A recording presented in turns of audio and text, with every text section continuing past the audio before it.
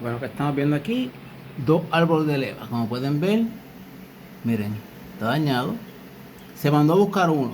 Bueno, el mecánico mandó a buscar uno, pero le llegó en vez del derecho, le llegó al izquierdo. Fine, son iguales en todo, pero miren el fijo de ese y miren el fijo de ese. Están opuestos. ¿Qué tengo que hacer? A este, que es el nuevo, hacer el fijo a esta parte. Y básicamente eso es lo que él pidió, así que vamos a hacerlo. Para que entonces esta pieza, que tiene el fijo allí, entre y quede en tiempo con el motor.